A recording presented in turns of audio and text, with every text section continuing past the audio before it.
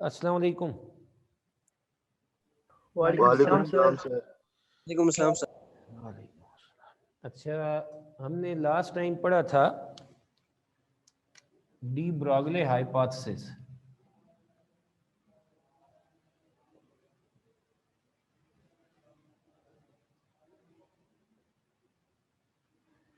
आप में से कोई बता सकता है कि ये क्या कहता है? Any student?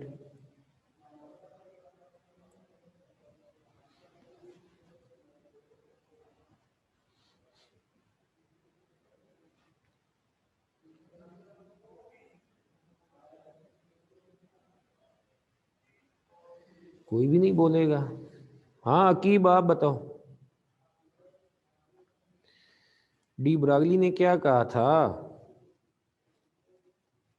सर याद नहीं किया सर। और लेक्चर तो लिया था, कुछ तो अंदाजा होगा। मैं थोड़ी ये कह रहा हूँ कि सही सही बताएं, मैं तो कह रहा हूँ कुछ अंदाजा बता दें।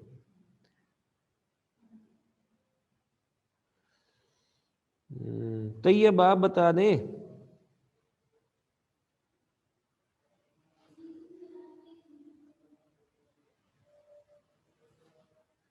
तैयब,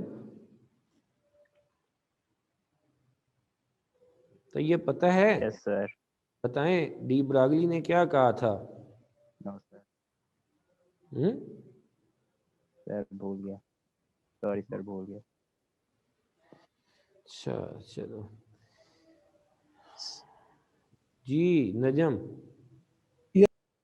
सर जब लाइट को हम एज अ वेव लेते हैं सर, तो इससे सर रिफ्रैक्शन से इंटरफेरेंस और डिफ्रैक्शन, पोलराइजेशन सर, तो इससे सर ये प्रूफ हुआ है सर।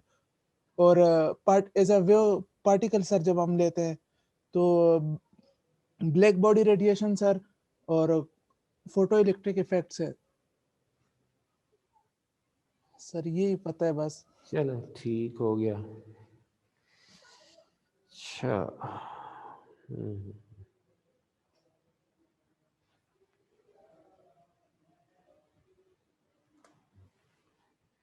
फातिमा रहीम, आप बताएं क्या कहता था डी ब्रॉगली?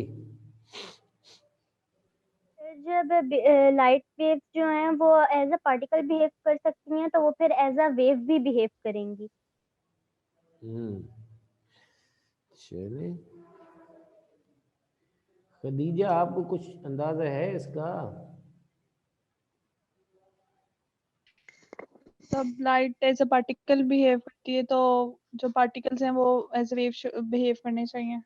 चलो ये पहली बात आगे फॉरवर्ड चली कि लाइट वेव के तौर पर भी बिहेव करती है, लाइट पार्टिकल के तौर पर भी बिहेव करती है। तो पार्टिकल्स को भी एज अ वेव भी बिहेव करना चाहिए और एज अ, यानी पार्टिकल तो वो हैं ही सही, तो particle should also behave as the wave. ये डी ब्रॉगली ने ये कहा था। और इसके लिए एक लफ्ज़ बड़ा हम यूज़ करते हैं, नेचुरल सिमेट्री को सामने रखते हुए, नेचुरल सिमेट्री को सामने रखते हुए डी ब्रॉगली ने ये हाइपोथेसिस दिया, मफरूज़ा दिया कि जैसे लाइट में डुअल नेचर है कि वो एज अ वेव भी है और एज अ पार्टिकल भी है, तो इस तरीके से जो मैटर होगा उसमें भी डुअल नेचर होनी चाहिए, यानी उसे पार्टिकल तो वो है ही सही, कोई भी मैटर, लेकिन उसे बिहेव करना चाहिए एज अ वेव टू। ठीक, तो डी ब्रॉगली हाइपोथेसिस क्या था? एज लाइट, जो कि क्या होती है, जो हम जानते हैं wave, can also behave as particle, यानी फोटॉन। सो मैटर जो क्या होता है, पार्टिकल होता है, should also behave as wave।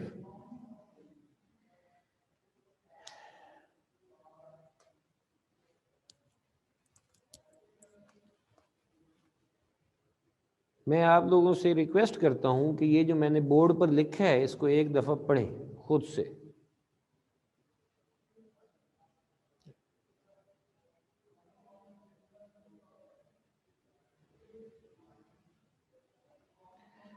जो मैंने बोर्ड पर लिखा है इसे एक दफ़ा रीड करें।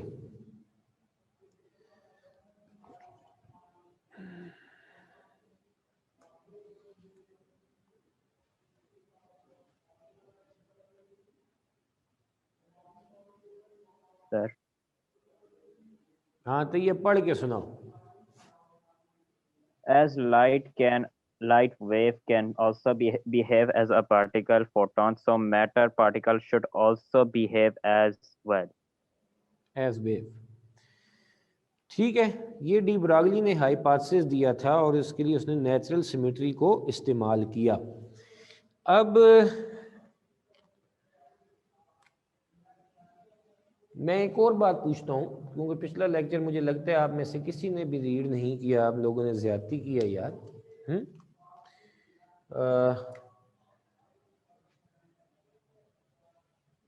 लाइट एज वेव कौन कौन से फिनोमिना करती है? जी उसामा, लाइट एज वेव कौन कौन से फिनोमिना करती है? मुझे लिखवाएं। Interference, reflection, reflection, interference, interference, diffraction, diffraction,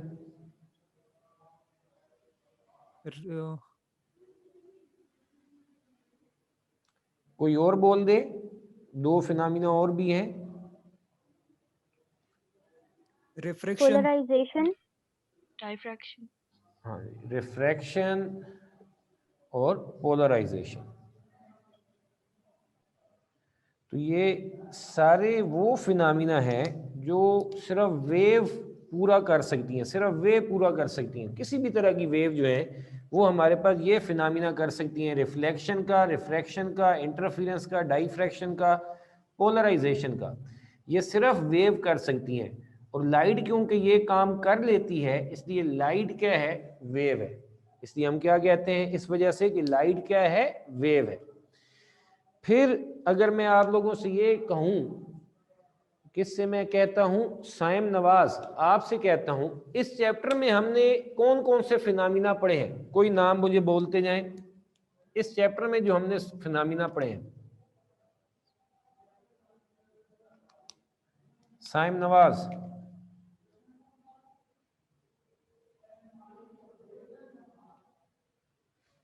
Saim आप क्लास में हैं या नहीं है? इतना तो बता दो, नहीं तो मैं आपको रिमूव कर रहा हूं।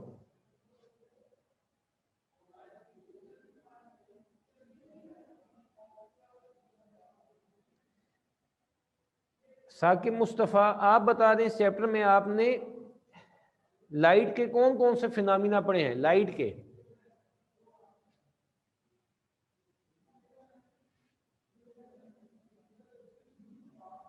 साकिब नहीं पता? ये बोलोगे मुझे नहीं पता। सर वो कॉम्पटन्स लॉ था। सही है, कहा आपने, कॉम्पटन्स इफेक्ट हो गया। ठीक है, और photo electric effect. Photo electric effect हो गया। Sir black body. जी ब्लैक बॉडी रेडिएशन हो गया। सर पेयर और ये प्रोडक्शन भी हम यहाँ पर कह सकते हैं। तो ये सारे फिनोमिना, ये जो अभी आपने लिखवाए हैं, ये सारे वो फिनोमिना है जो पार्टिकल कर सकते हैं। ये सारे वो फिनोमिना हैं जब इनको परफॉर्म करने वाली चीज क्या हो? पार्टिकल हो। जब इनके परफॉर्म करने वाली चीज पार्टिकल हो तो फिर ये फिनोमिना हो सकते हैं।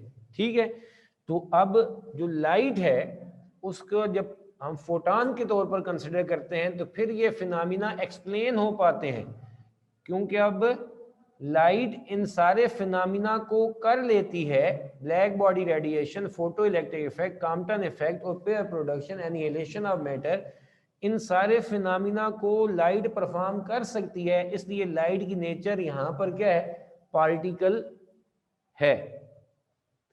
तो इसका मतलब क्या हुआ कि लाइट कुछ फिनोमिना को जब परफॉर्म कर रही होती है तो उस वक्त बिहेव करती है एज अ वेव, और कुछ फिनोमिना को परफॉर्म करते वक्त हमारे पास लाइट बिहेव करती है एज अ पार्टिकल। तो यहां से हमें ये बात क्लियर हुई कि हमारे पास जो लाइट है उसकी डबल नेचर है, उसकी डुअल नेचर है। Light has dual nature. ठीक हो गया। तो फिर उस वक्त डी ब्रागली जो फ्रेंच साइंटिस्ट थे जिस पर इन्हें नोबेल प्राइज मिला, उन्होंने एक हाइपोथेसिस दिया। उन्होंने ये कहा कि लाइट में क्योंकि डुअल नेचर है, लाइट हम जानते हैं कि वेव है लेकिन वो पार्टिकल के तौर पर भी सामने आई है, तो इसका मतलब है जो मैटर है, जो पार्टिकल होता है, वो भी फिर डुअल नेचर रखेगा और वो भी सिर्फ पार्टिकल के तौर पर बिहेव नहीं करेगा बल्कि वो एज अ वेव भी बिहेव कर सकता है। ठीक है, तो इस वजह से हम इस बात को हम क्या कहते हैं, डी ब्रागली हाइपोथेसिस कहते हैं। अब मैं मजबूरन, मुझे वो पुराना जो लेक्चर था जो बड़ी मेहनत से मैंने दिया था यार, बड़ी मुश्किल से दिया था मैं, और परेशानी में था या मसाइल में था, तो आपने वो नहीं पढ़ा यार, अफसोस हुआ मुझे। चलो मैं सिवाय अफसोस की क्या कर सकता हूँ फिलहाल, लेकिन मैं याद रखूंगा इंशाल्लाह जी। अब मैं बारी बारी आपसे पूछता जाता हूँ। अब वासिक है, फिर जोया होगी, फिर हुज़ैफा है, फिर राबिया है। ठीक है, पहले सबसे पहले मैं अब इसका जो अगर matter as a wave behave करता है तो उसका फार्मूला क्या होगा, matter as a wave behave करे तो उसका फार्मूला क्या होगा। तो वो हम बात स्टार्ट करते हैं एनर्जी ऑफ फोटॉन से। अब वो फार्मूला हमने बनाना है तो एनर्जी ऑफ फोटॉन, फोटॉन से हम बात स्टार्ट करें, एनर्जी ऑफ फोटॉन। तो सबसे पहले मैंने नाम किसका लिया था, वासिक, बताएं एनर्जी ऑफ फोटॉन का फार्मूला कोई। E is equal to HF। HF जी। इसके बाद कौन है, जोया, एनर्जी ऑफ फोटॉन का कोई और फार्मूला भी बताएं in term of dynamic mass of the photon.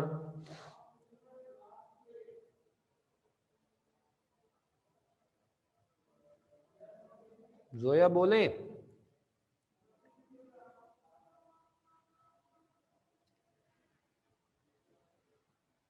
Einstein mess energy equation ही बता दो जोया।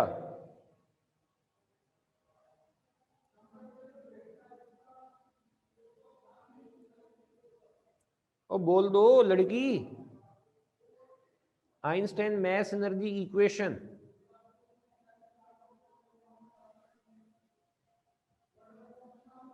जी जोया के बाद है हुज़ैफा सईद, आप बता दें।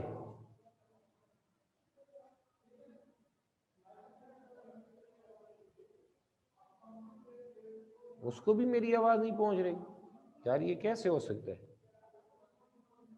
चलो राबिया तो गांव में है, वो कह दे तो फिर मान लेता हूँ। हुज़ैफ क्या नाम है, माइक में इशू है। हुज़ैफा सईद के तो माइक का इशू आ गया ये। हाँ राबिया, राबिया बताएं आइंस्टाइन मैस एनर्जी इक्वेशन क्या है।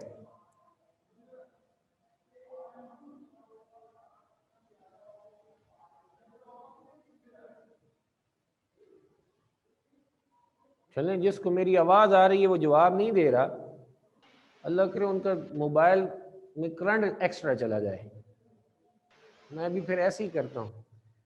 खुशबख्त बोल दो लड़की। E is equals to mc square। चलो जी, और जिनसे मैंने पूछा और उन्होंने जवाब नहीं दिया, जानबूझ के डर गए, अल्लाह करे उनके ख्वाब में कोई 100 जिन आए, शदीद डरावने, वॉशरूम जाते वक्त भी डरे। हाँ जी, ये हमारे पास एक ऐसी चीज है, ये एक ऐसी इक्वेशन है जो किसी भी चीज की एनर्जी मालूम करने की है। फोटॉन जो होता है जब वो मूव करता है तो इट हैज मैस, और उसकी एनर्जी भी हम इस फार्मूले से भी हल कर सकते हैं। ठीक है, ये purely E is equal to HF या E is equal to HC over lambda, ये एक फोटॉन की एनर्जी का फार्मूला है, और ये जनरल फार्मूला है जो कोई भी बॉडी जो मैस रखता है उससे जो एनर्जी हमें मिल सकती है, ये उसका रिलेशन। हम इस इक्वेशन नंबर 1 और 2 दोनों को कंपेयर करते हैं।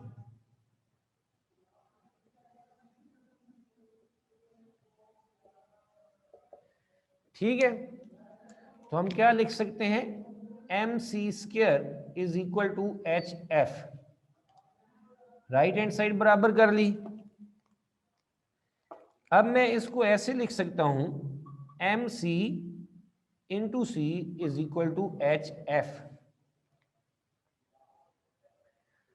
ठीक है, ये C जो इधर मल्टीप्लाई हो रहा है ये इधर आकर क्या हो जाएगा, डिवाइड।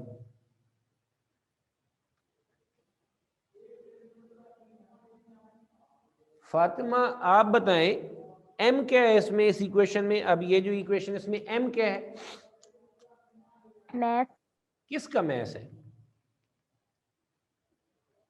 फोटोन।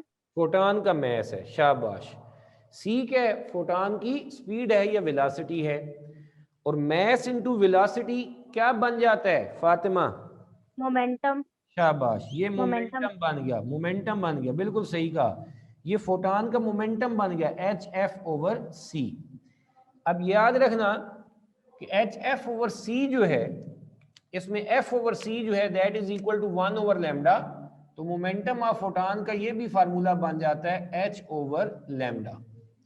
यानी यहां पर अगर मैं बताऊं V is equal to F lambda, C is equal to F lambda, ये F C इधर आ गया, लैम्डा इधर आकर डिवाइड होगा, तो F ओवर C की जगह पर हमने क्या लिख दिया, 1 ओवर लैम्डा। ठीक है, तो P is equal to H over lambda. ये हमारे पास मोमेंटम ऑफ द फोटॉन आ गया, momentum of photon.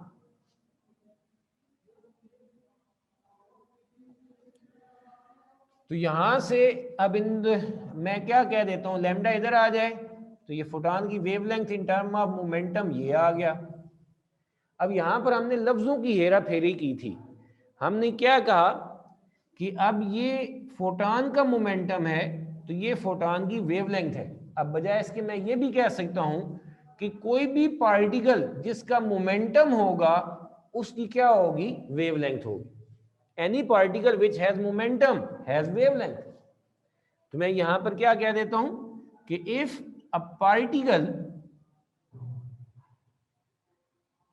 Is behaving as wave, अगर कोई particle as a wave behave कर रहा है, then its wavelength is, ये फोटॉन के लिए था, अब मैं जनरलाइज कर रहा हूं कि वो क्या हो जाएगा, उसकी वेवलेंथ क्या होगी, lambda is equal to H over P। अब वो एक आम पार्टिकल है तो एक आम पार्टिकल का मैस होगा और उसकी कुछ वेलोसिटी होगी अगर वो मूव कर रहा है, तो फिर मैं उसकी वेवलेंथ को कैसे लिख सकता हूं, lambda is equal to H over mv। This is the de Broglie hypothesis equation. कि अब कोई भी पार्टिकल विच है सम मैस, विच है सम वेलोसिटी, इट है सम मोमेंटम, तो उस वक्त हमारे पास वो किसके तौर पर बिहेव करेगा, एज अ वेव बिहेव करेगा। और वेव वाले यानी वो फिनोमिना कर सकता है, और उसकी वेवलेंथ कैलकुलेट करने के लिए हमारे पास जो फार्मूला है वो क्या बन गया, lambda is equal to H over P या lambda is equal to H over mv। हाँ भाई, किसी का यहां तक कोई सवाल हो? मैं नया लेक्चर तो दे ही नहीं पा रहा, मैं तो पुरानी बात रिवाइज कर रहा हूं। बताएं किसी का कोई सवाल हो?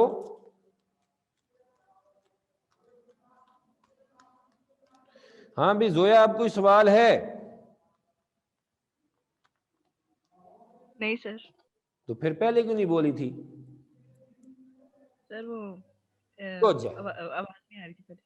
चल झूठी। हाँ जी सर, ये फोटॉन का मोमेंटम होगा सर या नहीं? फोटॉन का मोमेंटम, फोटॉन जब मूव कर रहा होता है मेरा सोना, तो क्वांटिटी ऑफ मोशन उसमें होगी या नहीं होगी? होगी सर।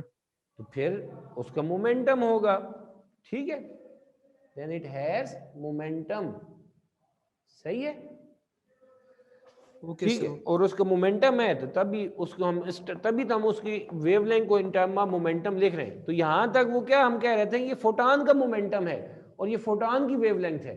अब फोटॉन क्या होता है, एक पार्टिकल होता है, तो फिर हम कहते हैं कोई भी पार्टिकल जो मोशन में होगा अगर वो एज अ वेव बिहेव कर रहा है तो फिर उसकी वेवलेंथ के लिए भी यही फार्मूला इस्तेमाल होगा, ठीक है। तो अब वो हमारे पास कोई भी पार्टिकल दिया है उसकी वेवलेंथ का क्या फार्मूला है, lambda is equal to H over P. और अब जनरल पार्टिकल के लिए मैस उसका क्या होगा, कोई गाड़ी जा रही है, इलेक्ट्रॉन मूव कर रहा है तो उसका मैस है, उसकी वेलोसिटी है, तो हम उसकी वेवलेंथ को कैसे लिखेंगे, lambda is equal to H over M V. मैंने उस दिन बड़ी मेहनत से और मोहब्बत से आप लोगों को पढ़ाया था, ठीक है। आप लोगों ने साथ 2 वीडियो देखी थी, सुबह देखी थी ना? अच्छा जी सर। तो फिर जरा बताएं वो वीडियो हमें क्या बता रही थी, वो हमें, चले मैं ही बताता हूं।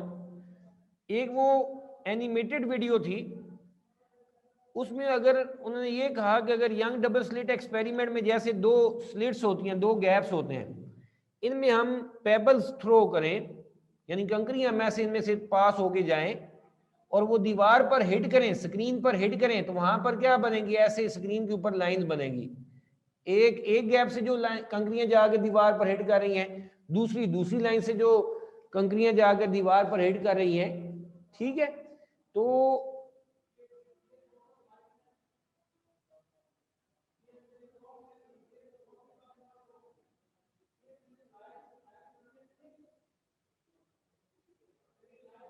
हमारे पास ऐसे दीवार पर क्या बननी चाहिए, 2 लाइनें सिर्फ बननी चाहिए। जैसे कोई बुलेट्स जाकर हिट करें तो दीवार पर बस 2 लाइनें ही बननी चाहिए। तो यहां पर वो पेबल्स बिल्कुल एज अ पार्टिकल ही बिहेव करें जो एक गैप में जाकर दीवार पर हिट कर रहे थे।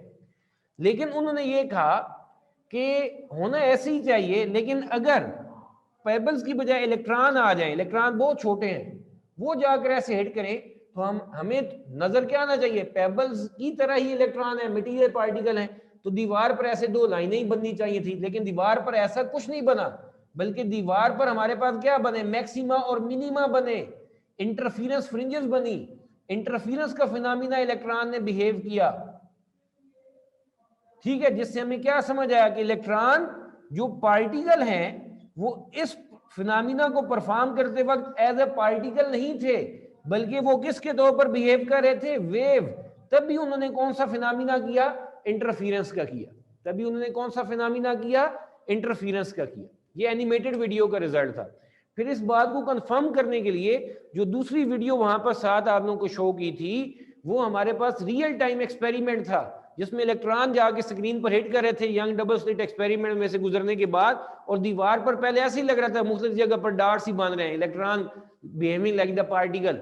लेकिन जब उसकी ओवरऑल इमेज जब बन के सामने आई तो फिर हमें पता चला वो तो मैक्सिमा और मिनिमा फॉर्म हो रहे थे, मैक्सिमा और मिनिमा, इंटरफेरेंस का इफेक्ट जब वहां पर जनरेट कर रहे थे इलेक्ट्रॉन, जिसका मतलब electron were behaving as a wave. तो ये एक्सपेरिमेंटल प्रूफ था कि particle can also behave as a wave. ठीक हो गया। फिर मैंने आप लोगों को एक छोटी सी बात और डिस्कस की थी कि ये पेबल्स की बात कर लें, गाड़ियों की बात करें, बहुत ज्यादा लोग इकट्ठे किसी हजूम वाली जगह पर जा रहे हैं, मूव कर रहे हैं, तो फिर ऑर्डिनरी लाइफ में पार्टिकल्स हमें ऐसे फिनोमिना परफॉर्म, मूविंग पार्टिकल हमें ऐसे फिनोमिना परफॉर्म करते क्यों नहीं दिखाई देते? उसकी वजह क्या होती है कि जो ऑर्डिनरी ऑब्जेक्ट्स हैं हमारे पास, उनकी वेवलेंथ बहुत कम होती है। कि वेवलेंथ किसके इनवर्सली प्रोपोर्शनल है? मैस के।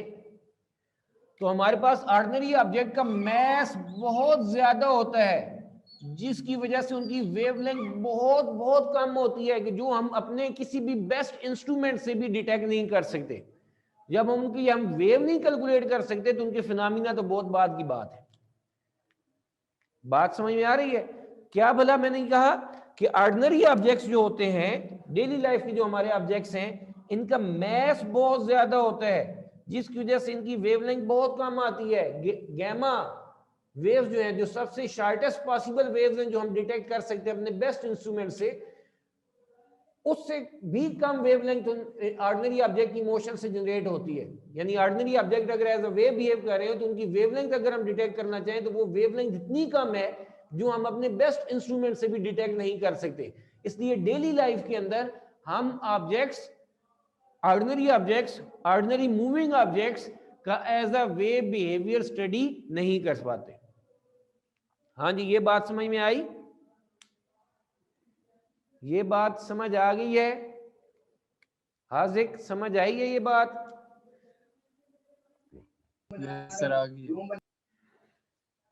चलें, ये मैंने आप लोगों को पिछला लेक्चर रिवाइज करवाया। अब हम आगे बढ़ते हैं।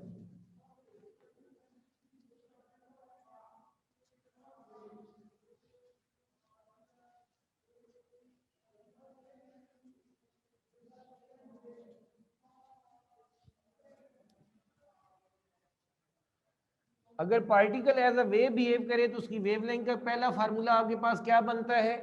कोई बता सकते हैं हमारे पास क्या फार्मूला होगा? हमारे पास फार्मूला होगा lambda is equal to H over P. This is the first de Broglie relation, जिसमें कोई भी object which has momentum can behave as a wave, और उसकी वेवलेंथ कैलकुलेट करने का हमारे पास ये फार्मूला है। ठीक हो गया सर? जी? सर ये मैक्रोस्कोपिक बॉडीज जो होती हैं उनके लिए ये अप्लाई किया जा सकता है फॉर्मूला? दोबारा बोलो, मुझे तो समझ नहीं आई बात की। सर मैक्रोस्कोपिक जो बॉडीज होती हैं जैसे टेनिस या बिलियर्ड बॉल, इसके लिए मैं यही तो अभी आपसे क्या बात की है, अभी यही बात की है कि हमारे कोई भी ऑब्जेक्ट है उसके लिए हम इसको एज अ वेव डिटेक्ट नहीं कर पाते। डेली लाइफ में जो कुछ हम अपनी आंख से देख सकते हैं, ये किसके लिए हमने वो रियल टाइम एक्सपेरिमेंट देखा? इलेक्ट्रॉन के लिए। ठीक है, इलेक्ट्रॉन की जो हमारे पास वेवलेंथ है वो तकरीबन एक्स रेज की वेवलेंथ के बराबर आती है। तो एक्स रेज पर तो हमने ढेरों एक्सपेरिमेंट किए हुए हैं। तो एक्स रे वाले सारे फिनोमिना जो एक्स रेज कर सकती हैं, डाइफ्रैक्शन का फिनोमिना वो कर सकती हैं when they are put to fall on the crystalline solids. आप लोगों ने फर्स्ट ईयर में diffraction of X rays by crystalline solids पढ़ा था। ठीक है, तो अब वहां पर एक्स रेज की बजाय हम क्या थ्रो कर सकते हैं? इलेक्ट्रॉन थ्रो कर सकते हैं। इलेक्ट्रॉन वही हमें फिनोमिना परफॉर्म करके देंगी जैसा कि किसने परफॉर्म किया था? एक्स रेज ने किया। तो सारी बात किसकी आ रही है? इसकी बात आ रही है कि wavelength is inversely proportional to mass. Electron वगैरह का मास बहुत कम होता है जिसकी वजह से उनकी वेवलेंथ इस रीजन में आ जाती है कि हम उन्हें डिटेक्ट कर सकें। जबकि बुलेट वो तो ग्राम्स में होनी है, इलेक्ट्रॉन किस में होना है? वो 10⁻31 किलोग्राम है या 10⁻28 ग्राम है। बहुत ग्राम से भी करोड़ों अरबों टाइम्स कम है। तो उसके लिए हम एक्सपेरिमेंट परफॉर्म करके प्रूव किया गया है कि particle like the electron they can behave as a wave. या दूसरा अब क्या हो सकता है कि हम ऑर्डिनरी ऑब्जेक्ट बुलेट्स वगैरह के भी ये इफेक्ट्स ऑब्जर्व कर सकेंगे, लेकिन उसके लिए हमारे पास जो इंस्ट्रूमेंट्स हैं वो और ज्यादा बेहतर होने चाहिए जो उनकी वेव नेचर को स्टडी भी कर सके। बात समझ में आ गई साहब? यस सर, समझ आ गई। चले अब जरा इधर देखें जी, किसी को और कोई सवाल था? चले दूसरा, अब कोई भी बॉडी है विच है some mass and moving with some velocity, तो उसकी डी ब्रोगली वेवलेंथ का फार्मूला क्या हो जाएगा? Lambda is equal to H over M V. Clear? Clear है? ये दो फार्मूले आपके सामने। Yes sir. सही। अब जरा आगे बड़े गौर से देखना है इधर। आप लोगों ने फर्स्ट ईयर में ये पढ़ा हुआ है फार्मूला, काइनेटिक एनर्जी का फार्मूला है P²/2m। जिसको याद है वो हाथ खड़ा करे, नहीं तो मैं इससे भी पीछे से बात स्टार्ट करूं।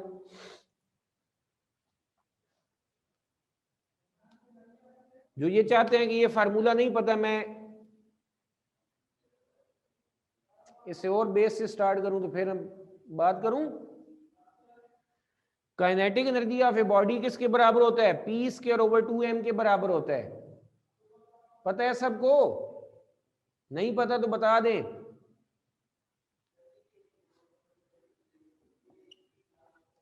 ये 2m जो है ये इधर डिवाइड हो रहा है, इधर आगे मल्टीप्लाई हो जाएगा 2m इंटू काइनेटिक एनर्जी, ये किसके बराबर आ गया p square.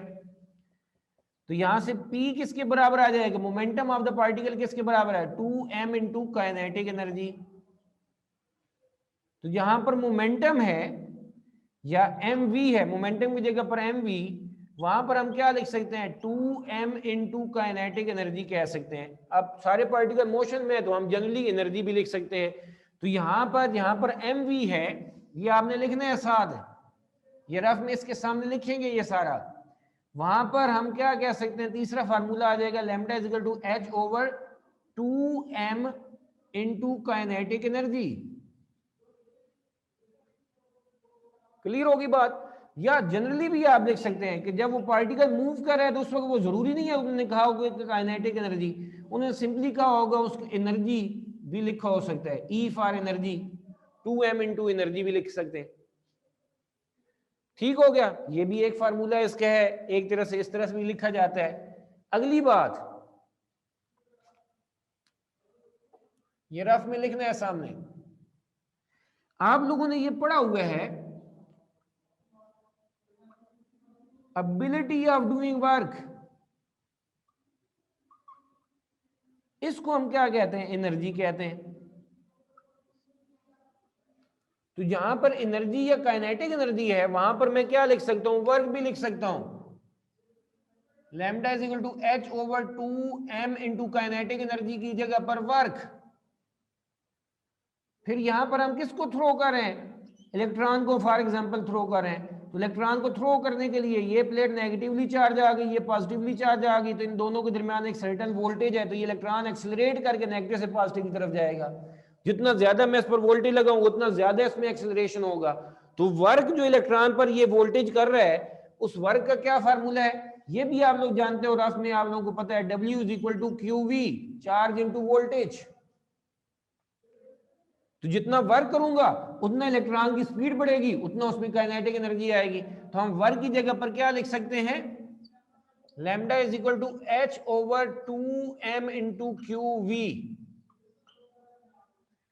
2m into QV। तो ये हमारे पास बेसिक कुछ फार्मूले बन गए कि जब भी कोई particle as a wave behave करे तो उसकी डी ब्रॉगली वेवलेंथ मालूम करनी हो तो उसका पहला रिलेशन क्या है, lambda is equal to h over p, momentum की टर्म में। Particle behaving as a wave तो उसकी वेवलेंथ का ये सबसे फेमस फार्मूला है, lambda is equal to h over mv। फिर लैम्डा तीसरा फार्मूला ऐसे भी आ सकता है, ये हमने प्रूव किया कि mv किसके बराबर है, ये बड़ा गौर से लिखना है लाजमी रफ में, lambda is equal to moment, ये काइनेटिक एनर्जी है p square over 2m, 2m इधर आके मल्टीप्लाई होगा, p स्क्वायर दोनों तरफ अंडर रूट लिया तो p is equal to 2m kinetic energy into under root, p की जगह पर mv भी लिख सकते हैं, इधर पुट करें या mv की जगह पर पुट कर लें 2m into kinetic energy under root. ठीक है, फिर काइनेटिक एनर्जी को जनरली एनर्जी भी लिखा जा सकता है। ठीक है, एनर्जी की जगह पर हम क्या लिख सकते हैं, वर्क भी लिख सकते हैं, lambda is equal to h over 2m into work. और वर्क अगर किसी चार्ज पर कर रहा हो तो उस चार्ज पर जो वर्क हो रहा होता है उसका फार्मूला क्या बनता है, lambda is equal to h over 2m into QV। तो this is the relation, these are different relations for de Broglie wavelength। हाँ भी किसी को इन फार्मूलों में कोई मसला हो तो मेरे से जल्दी से पूछे, टाइम बहुत शॉर्ट है। No sir.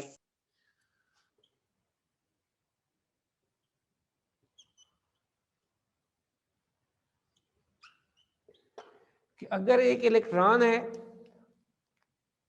एक प्रोटॉन है और एक न्यूट्रॉन है, तीनों एक ही स्पीड से मूव कर रहे हैं, तीनों एक ही स्पीड से मूव कर रहे हैं, इनमें से किसकी डी ब्रॉगली वेवलेंथ सबसे शॉर्ट होगी, जल्दी से बताएं।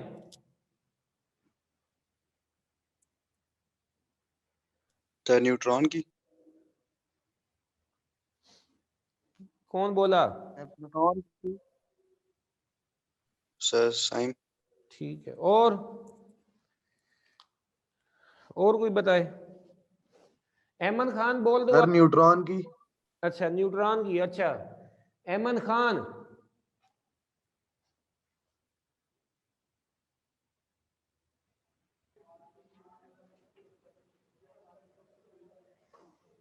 तो आप लोगों ने ये बात पढ़ी कि पार्टिकल्स भी can also behave as a wave, और उनकी वेवलेंथ कैलकुलेट करने के लिए डी ब्रॉगली ने हमें हाइपोथेसिस दिया और उसका एक फार्मूला कुछ डिस्कस किया।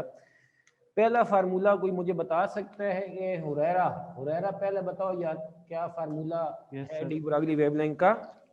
सर मैं पिछले 2-3 दिन से क्लासेस में ली सर। अच्छा चलें जी, पहले ही मनहूस बात कर दी।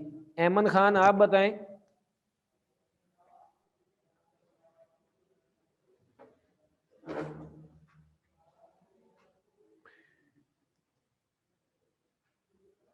ऐमन खान अगर आपका कोई इशू है तो वो मैसेज कर दें जी। खदीजा आप बताएं डी ब्रॉगली वेवलेंथ का क्या फार्मूला है?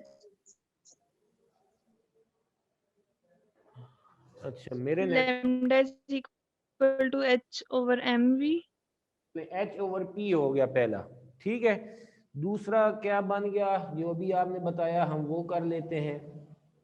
Lambda is equal to h over mv, momentum की जगह पर पार्टिकल का मोमेंटम का फार्मूला लिख दिया, lambda is equal to h over mv।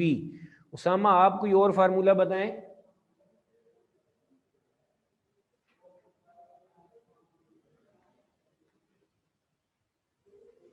Lambda is equal to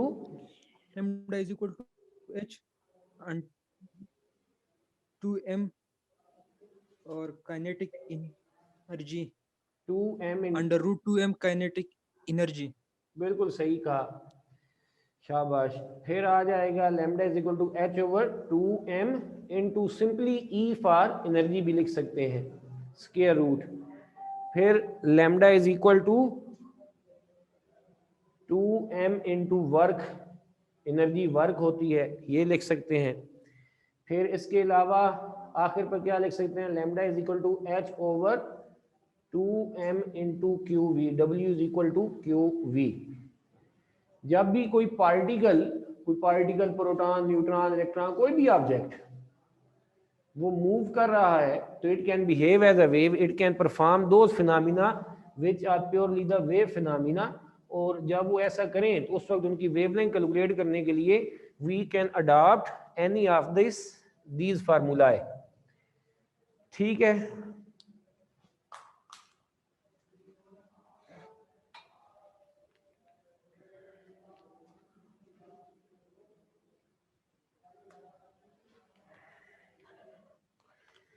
कल मैंने उसका आंसर तो बता दिया था, मैंने सवाल ये किया था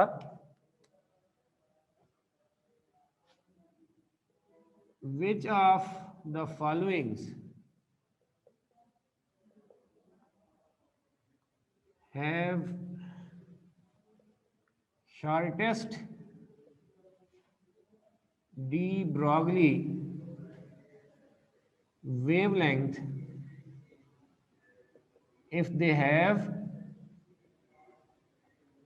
same speed। और ऑप्शन मैंने दिए थे कौन कौन सा? सबसे पहले इलेक्ट्रॉन, दूसरा प्रोटॉन, तीसरा न्यूट्रॉन, और चौथा था ऑल हैव सेम वेवलेंथ, ठीक है। तो मैंने इसका आंसर बता दिया था। शॉर्टेस्ट वेवलेंथ किसकी होगी, हम किस फार्मूले से देखेंगे? अब देखिए इसमें तीन बातें हैं। वेवलेंथ की बात है, सेम स्पीड है, तो ऐसे रिलेशन जिसमें स्पीड और वेवलेंथ इन्वॉल्व हो रही है वो हमारे पास ये है, ठीक है। तो वो क्या है, lambda is equal to h over M V. अब h भी कांस्टेंट है और इस सवाल में v भी क्या है, सेम है सबके लिए। तो यहां से जो हमारे पास लैम्डा है वो किसके इनवर्सली प्रोपोर्शनल है, मैस के, ठीक है।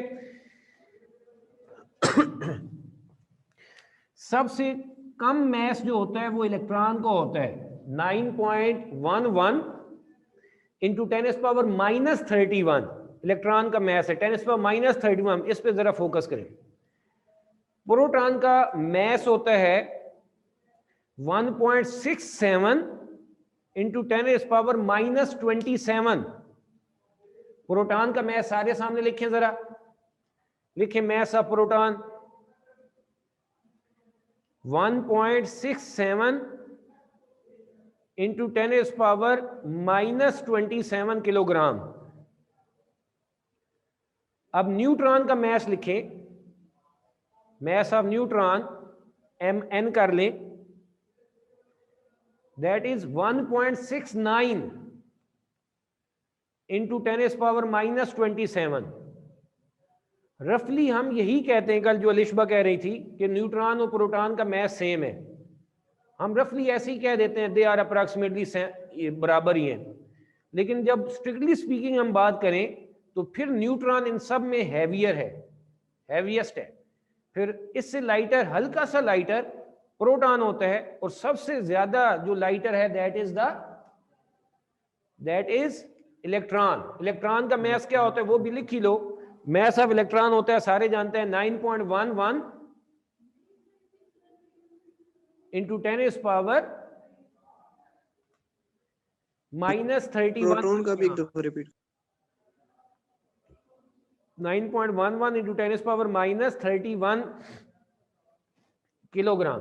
तो अब इस बात को सामने रखते हुए हमें नजर आ रहा है कि इलेक्ट्रॉन का मैस सबसे कम है, फिर इससे ज्यादा प्रोटॉन का है, और सबसे ज्यादा हमारे पास न्यूट्रॉन का है। ठीक हो गया। अब डी ब्रॉगली वेवलेंथ और मैस इनवर्सली प्रोपोर्शनल है, तो इसका मतलब ये हो गया कि जिसका मैस सबसे कम होगा उसकी वेवलेंथ सबसे ज्यादा होगी, जिसका मैस ज्यादा होगा उसकी वेवलेंथ कम होगी। तो यहां से मैं क्या लिख सकता हूं कि वेवलेंथ ऑफ इलेक्ट्रॉन उलट है, वो सबसे ज्यादा होगी, फिर इससे कम होगी प्रोटॉन की, और सबसे कम वेवलेंथ किसकी होगी, न्यूट्रॉन की होगी। तो हमारा आंसर यहां पर क्या आ रहा है, न्यूट्रॉन आ रहा है। जिन्होंने नोट नहीं किया वो प्लीज नोट करें, 30 सेकेंड्स हैं आपके पास। Excuse me sir. जी पूछें। सर एक दफा मैस ऑफ न्यूट्रॉन बता दें। किसका? न्यूट्रॉन। न्यूट्रॉन का 1.69 इंटू 10⁻⁻27 किलोग्राम। प्रोटॉन का 1.67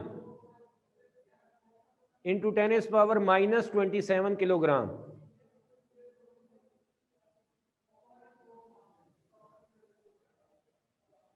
हो गया? Yes sir. चलो जी आगे बढ़ते हैं। अब मैं नेक्स्ट क्वेश्चन लिख रहा हूं।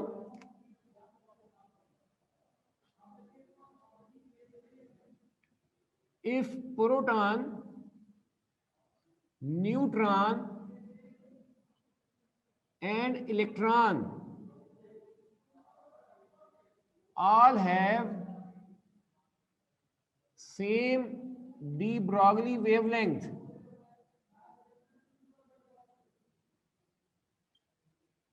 then which of above have greater speed या ग्रेटेस्ट स्पीड? ऑप्शन वही है फिर 4, इलेक्ट्रॉन है, प्रोटॉन है, न्यूट्रॉन है, और D all have same speed.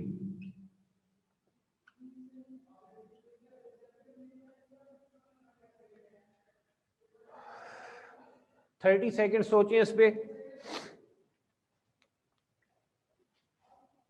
किस रिलेशन से होगा वो रिलेशन अपने सामने लिखें। वो रिलेशन लिखें, फार्मूला लिखें, नीचे रफ में, सामने रफ में, जहां पर भी जरूरत है, और देखें किस फार्मूले से हल होगा और फिर उसको सॉल्व करें जरा।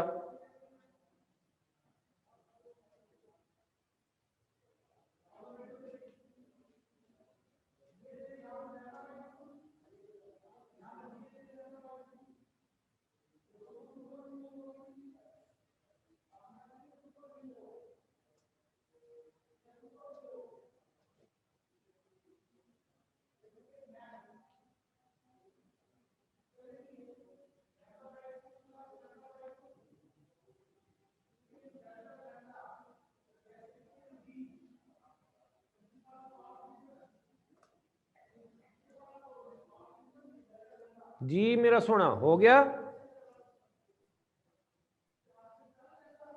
नजर नहीं आ रहा बोर्ड। नजर नहीं आ रहा, क्या किया जा सकता है? No sir. इलेक्ट्रॉन है सर। सर आवाज भी कट रही है। सर सही नजर आ रहा है। सही नजर आ इनका रहा है? नेट का इशू है। चलें आप मेरा सोना, अगर बाकियों को कुछ को सही नजर आ रहा है तो इसका मतलब है जिनको नजर नहीं आ रहा वो थोड़ी सी अपना देखें कहाँ पे सिग्नल उनके बेहतर आ रहे हैं ना। मैं फिर यही रिक्वेस्ट करता हूँ, मैं स्पीड वैसे टेस्ट कर रहा हूँ। सवाल ये है कि प्रोटॉन, इलेक्ट्रॉन और न्यूट्रॉन, इन सारों की डी ब्रॉगली वेवलेंथ सेम है, लैम्डा सेम है इनका, तो इनमें से किसकी स्पीड सबसे ज्यादा होगी? सर इलेक्ट्रॉन की। इलेक्ट्रॉन की। और कोई बताए? सर इलेक्ट्रॉन की ज्यादा होगी। इलेक्ट्रॉन की ज्यादा होगी। Yes sir.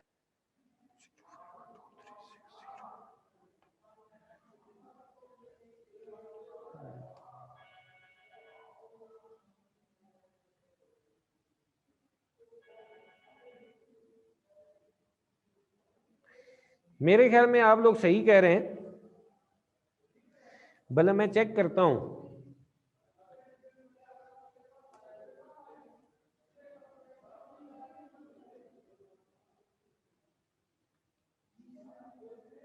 सॉरी, एक मिनट जरा वेट कीजिएगा। हाँ जी, जरा देखिए,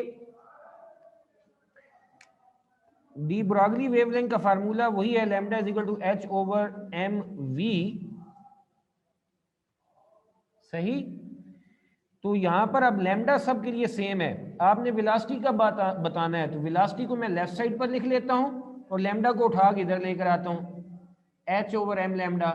अब लैम्डा भी कांस्टेंट हो गया इस रिलेशन में, एच भी कांस्टेंट है, तो हमारे पास अगेन स्पीड और मास आपस में क्या है? इनवर्सली प्रोपोर्शनल है।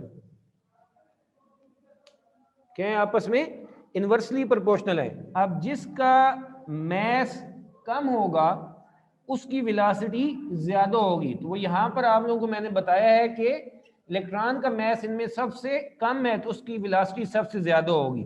अगेन मैं यहां पर समझाने के लिए लिख देता हूं, mass of electron is less than mass of proton is less than mass of neutron।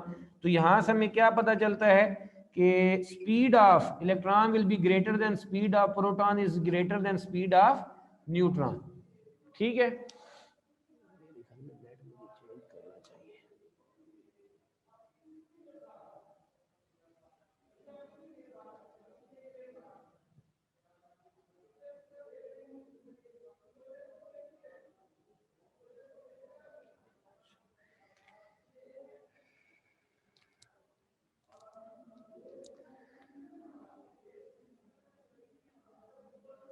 हाँ भी नोट कर लिया?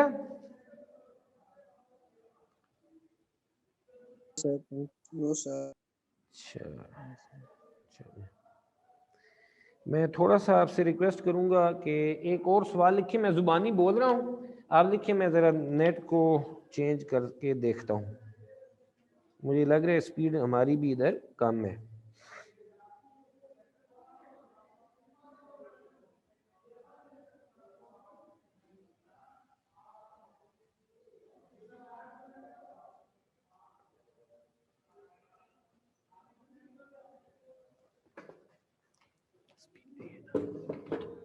सामने दरवाजे में रख के मोबाइल इधर।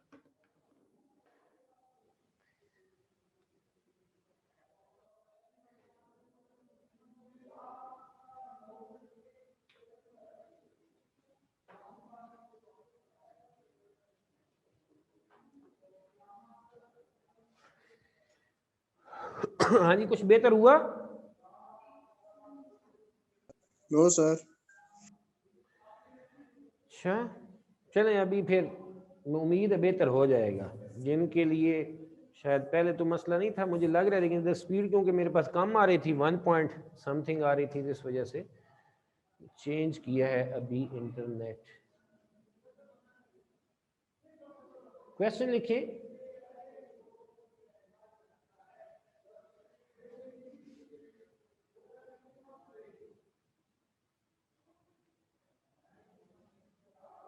If a proton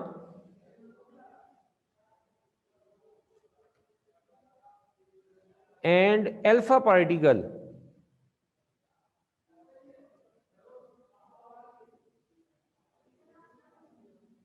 if the proton and alpha particle are accelerated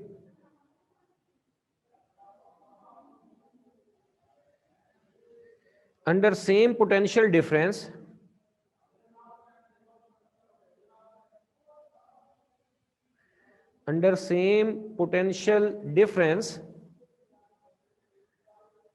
then find the ratio of their de Broglie wavelengths. Then find the ratio of their de Broglie wavelength. Question लिखा आप लोगों ने? मुंतहा फातिमा, आपने question लिख लिया? Yes. बारिश हो रही है, इस वजह तो इशू है। जी, आप एक दफा जरा रीड कर दें क्वेश्चन।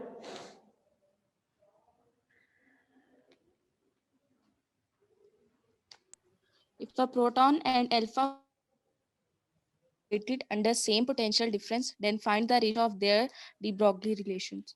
हाँ जी, कि हमारे पास प्रोटॉन एक अल्फा पार्टिकल है, उनके ऊपर हमने सेम वोल्टेज अप्लाई करके उन्हें पुश किया, एक्सेलरेट किया है, तो उनकी मोशन में है तो उनकी एक डी ब्रॉगली वेवलेंथ होगी। तो डी ब्रॉगली वेवलेंथ की उनकी रेशो क्या होगी? कौन सा फार्मूला इस सवाल के लिए बेहतर होगा? इनमें से मुझे बताएं,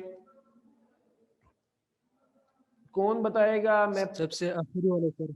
सबसे आखिरी वाला, शाबाश उसामा, ये वाला देखो। प्रोटॉन की है, अल्फा पार्टिकल की बात है और वोल्टेज की बात है, तो वोल्टेज यहां पर आ गया। अब उनके चार्ज भी होंगे। नहीं सही चीज, मैं अपना लाया मोबाइल ला क्यों उस उत्ते केड़ा चलदा पिया? जैज नहीं, उसने मैं इस लाया यार, है मेरे सामने मोबाइल पिया, सैमसंग। चेक कर लो, देखो हॉटस्पॉट ऑफ ना हो। सॉरी, जरा इधर देखो यार। लैम्डा चार्जिंग की भी लाया नहीं, कोई भी नहीं पासवर्ड,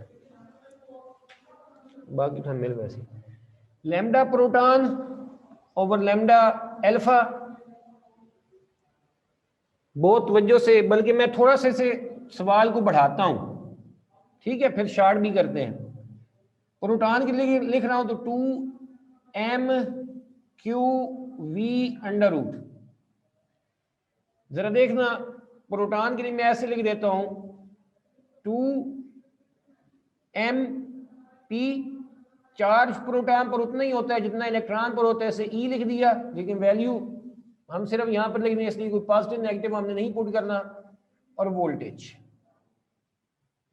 अब अल्फा के लिए मैं लिखता हूं लैम्डा अल्फा, गौर से 2hm mass of alpha, charge on alpha into voltage. सही, लैम्डा अल्फा h/2। अब मैस ऑफ अल्फा पार्टिकल, गौर से सुनो, जो अल्फा पार्टिकल होता है वो हीलियम न्यूक्लियस होता है। हीलियम न्यूक्लियस के अंदर 2 प्रोटॉन होते हैं, 2 न्यूट्रॉन होते हैं। अगर हम स्ट्रिक्ट ना बोलें तो प्रोटॉन और न्यूट्रॉन का मैस हम बराबर ही लेते हैं, जबकि प्रोटॉन अकेला ही है। तो प्रोटॉन के मुकाबले में अल्फा के अंदर 2 प्रोटॉन और 2 न्यूट्रॉन है, यानी उसका मैस अकेले प्रोटॉन के मुकाबले में 4 गुना ज्यादा होगा। प्रोटॉन और न्यूट्रॉन का मैस सेम लें तो हमारे पास अगर ये प्रोटॉन है तो जो अल्फा है उसके अंदर ऐसे कितने पार्टिकल हैं? 4 पार्टिकल हैं। ठीक है, तो इसका मतलब ये हुआ कि हमारे पास, मैं इन सारों को ही प्रोटॉन लिख दूं अगर, तो हमारे पास जो अल्फा पार्टिकल है उसका मैस प्रोटॉन के मुकाबले में कितने टाइम ज्यादा है? 4 टाइम ज्यादा है। ये बात समझ आ गई ना सबको? तो यहाँ पर m अल्फा की जगह पर मैं क्या लिख दूं? 4 times the mass of proton. फिर अल्फा जो होता है वो हीलियम न्यूक्लियस है, हीलियम सेकंड पार्टिकल है हमारे पीरियोडिक टेबल का, उसके आउटर मोस्ट शेल में 2 इलेक्ट्रॉन होते हैं। जब मैं हीलियम न्यूक्लियस कह रहा हूं, उसका मतलब उसमें से 2 इलेक्ट्रॉन हमने निकाल दिए, उस पर +2 चार्ज होता है हीलियम न्यूक्लियस पर। तो यहाँ पर E है, तो वहां पर अल्फा पर कितना चार्ज होगा? 2E होगा, और साथ उतना ही वोल्टेज अप्लाई करें V और अंडर रूट। मैं यहाँ पर लिख देता हूं, सिंस फॉर अल्फा हम क्या कहेंगे? Mass of alpha 4 times of mass of proton है, और चार्ज ऑन अल्फा प्रोटॉन पर चार्ज से डबल है, यानी 2E है। मैं तस्वीर भेजूंगा आपको, ये ज्यादा वाज़ेह हो जाएगा, अभी तो मैंने छोटा लिखा जगह कम होने की वजह से। तो अब हमने इनका क्या करना है? यहां पर रेशो लेनी है, इन दोनों की रेशो ले लें। Lambda P over lambda alpha, इनको लिख दें H ओवर 2MP E voltage under root divided by lambda alpha, ये क्या है? H ओवर 4MP 2E into voltage under root. अब जरा देखो, जब इसे हम ऊपर ले जाएंगे इन्वर्ट हो जाएगा, ये वैल्यूज ऊपर चली जाएंगी, H नीचे रह जाएगा, H से H कैंसिल हो जाएगा, 2 से 2 कैंसिल, वोल्टेज से वोल्टेज कैंसिल, E से E कैंसिल हो जाएगा, MP से MP कैंसिल हो जाएगा। अब बाकी क्या रह जाएगा? बड़े गौर से देखना, ये डिनोमिनेटर ओवर डिनोमिनेटर है, यानी यहाँ पर डबल डिनोमिनेटर है, ये डबल डिनोमिनेटर है, तो ये वैल्यू ऊपर जानी है, तो ये हो जाएगा 4 और 2, ये ऊपर अंडर रूट में चले जाएंगे, नीचे बाकी कुछ भी हमारे पास यहाँ पर नहीं बचे, ये सारे कैंसिल हो चुके हैं, तो यहाँ पर 1 आ जाएगा। 4 का अंडर रूट होता है 2, ये 2 अंडर रूट 2 रेशो 1 आ जाएगी। ठीक है, अब जरा देखना है सबने दोबारा इसी सवाल को आप लोग देखेंगे।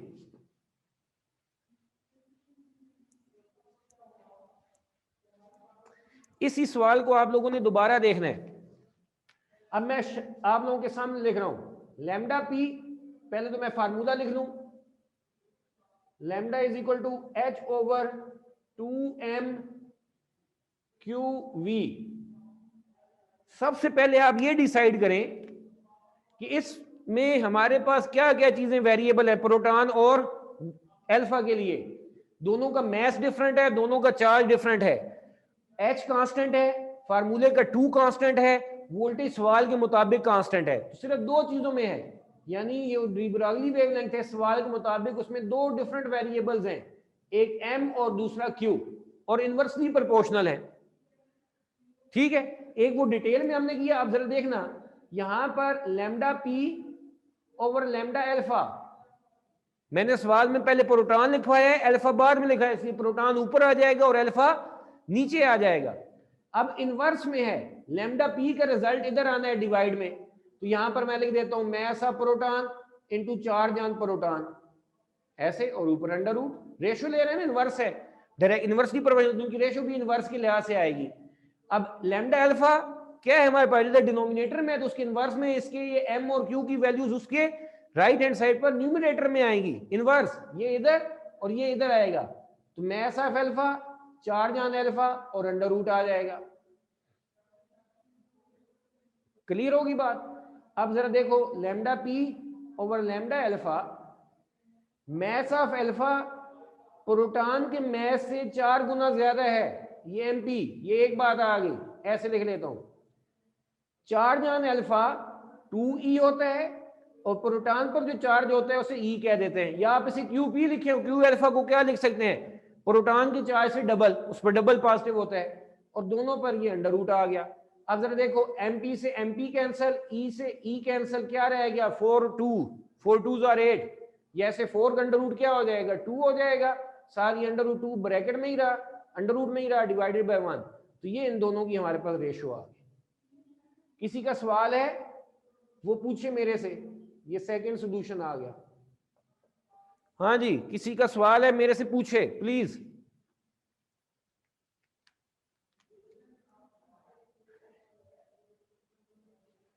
और किसी का सवाल नहीं है? No sir. ये ऑब्जेक्टिव में सॉल्व करने के लिए है, और ये अगर शॉर्ट क्वेश्चन में आ जाए तो हम उसे डिटेल में कैसे कर सकते हैं वो मैंने वहां पर लिखा है। तस्वीर में आप लोगों से शेयर कर लूंगा।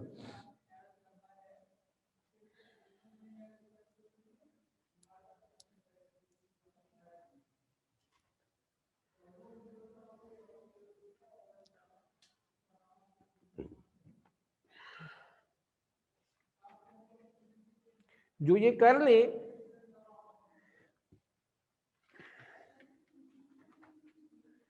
वो शॉर्ट क्वेश्चन नंबर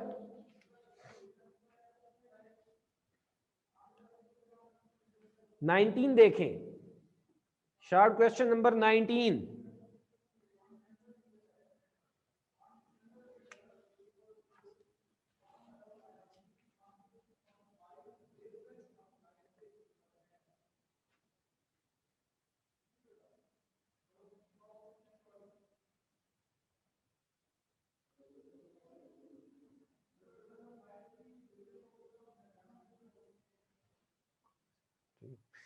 हाँ जी, अब मैं ये दरमियान वाले जो सवाल है ये मिटा देता हूं, और शॉर्ट क्वेश्चन नंबर मैंने कौन सा बोला है? 19 ही बोले ना? हाँ, शॉर्ट क्वेश्चन नंबर 19 पर जाएं।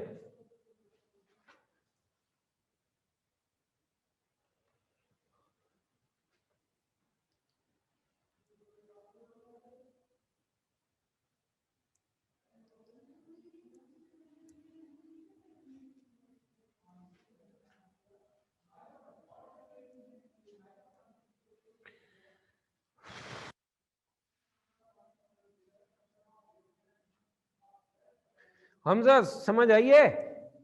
हमजा शफकात,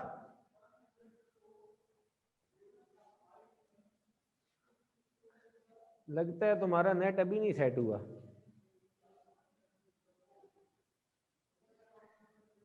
वासिक हो क्लास में? Yes sir.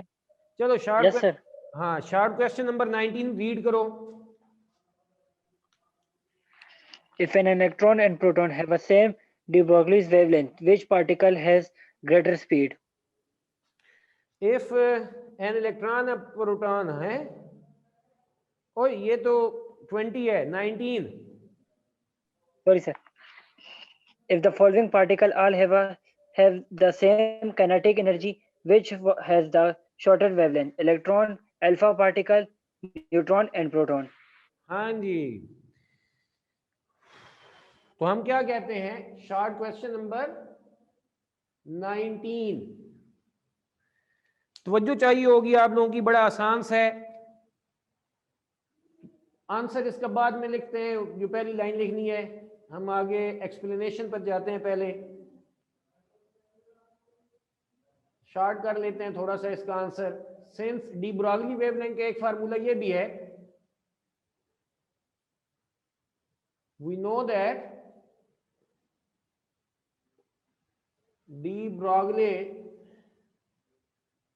wavelength can be written as lambda is equal to h over 2m into kinetic energy। ये भी फार्मूला है ना हमारे पास, lambda is equal to h over 2m into kinetic energy। Since kinetic energy of all particles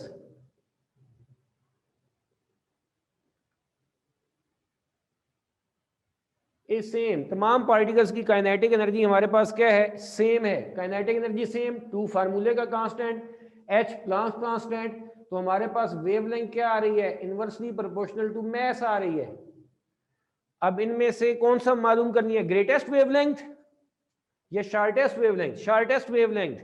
तो जिसका mess सबसे ज्यादा होगा उसकी वेवलेंथ सबसे कम होगी। तो हम क्या कहते हैं? Since mass of alpha particle is greatest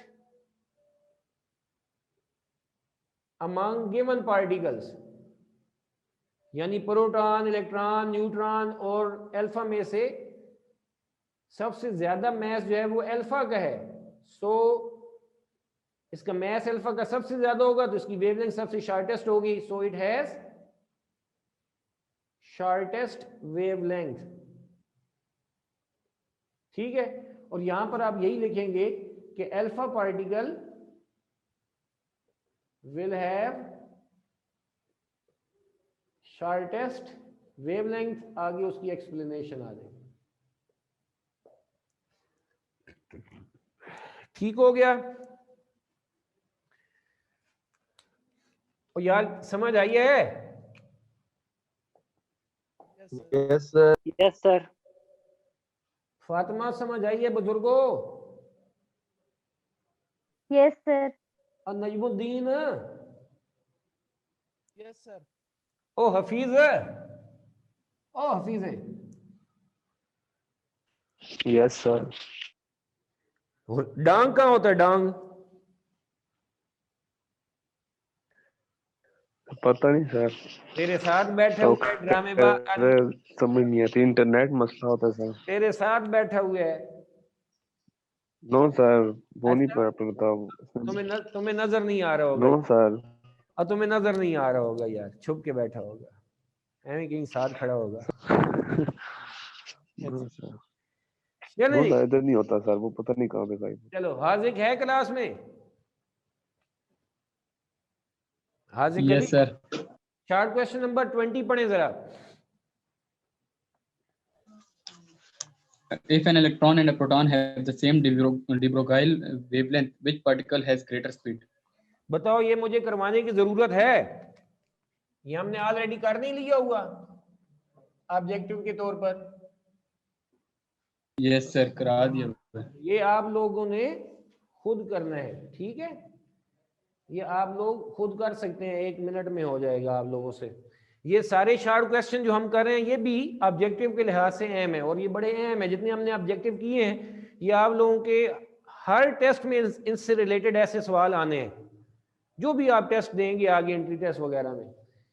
ji numerical number जाएं 10 पर। न्यूमेरिकल नंबर 10 जल्दी से देखें। Numerical number 10, numerical number 10, I read, calculate the wavelength of de Broglie wave associated with the electrons accelerated through a potential difference of 200 volts. numerical number 10 कि एक electron है, तो एक बात तो समझ आएगी कि चार्ज इलेक्ट्रॉन पर कितना होता है, 1.6 इंटू 10⁻⁻19 कूलम। उससे एक्सेलरेट कर रहे हैं through a potential difference of 200 volts. अगर इलेक्ट्रॉन के मैस की जरूरत पड़ी तो वो हमारे पास कितना होगा, 9.11 इंटू 10⁻31 किलोग्राम। हमने क्या मालूम करनी है, उसकी de Broglie wavelength. We know that, हम हरगिज नहीं जानते कि डी ब्रॉगली वेवलेंथ क्या है। Lambda is equal to h/2mv/qv या ve भी लिख सकते हैं। अब सारी वैल्यूज आप लोगों ने पुट करनी है, और तो कुछ भी नहीं है। प्लांक्स कांस्टेंट मैं एक दफा रिमाइंडर के लिए ऊपर लिख देता हूँ, इसकी value 6.63 into 10⁻34 joule second. H की वैल्यू आपके पास है, मैस की वैल्यू ऑफ द इलेक्ट्रॉन आपके पास है, चार्ज की वैल्यू आप लोगों को पता है, वोल्टेज 200 वोल्ट्स। उन्हें बताना सिर्फ वोल्टेज था, बाकी ये सारी वैल्यूज आपके लिए नोन है। ये आपको जुबानी पता होनी चाहिए, जो हमें अक्सर याद नहीं होती। तो यहां से आप उसकी वेवलेंथ इवैल्यूएट कर सकते हैं। क्वेश्चन नंबर, न्यूमेरिकल नंबर 11 देखिए।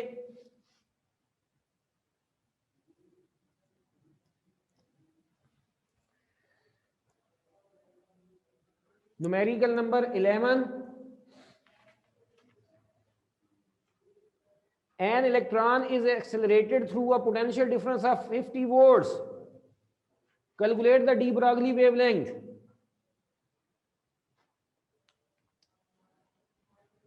अब बताओ इस सवाल में और उस सवाल में क्या फर्क है। न्यूमेरिकल नंबर 11, यार कोई फर्क है?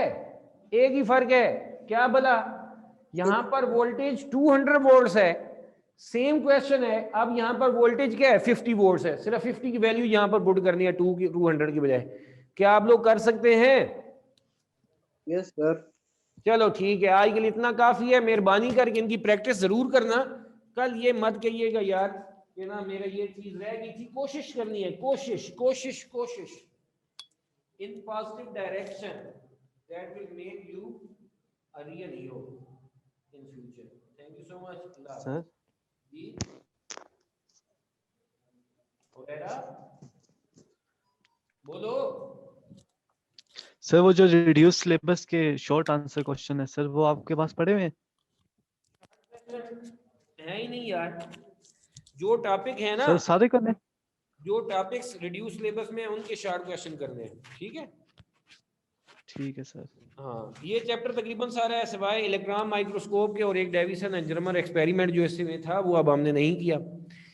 बाकी उस तरह डी ब्रॉगली वेवलेंथ से रिलेटेड तो सब कुछ था, ठीक है? ठीक, सही है, शुक्रिया सर, अल्लाह हाफिज।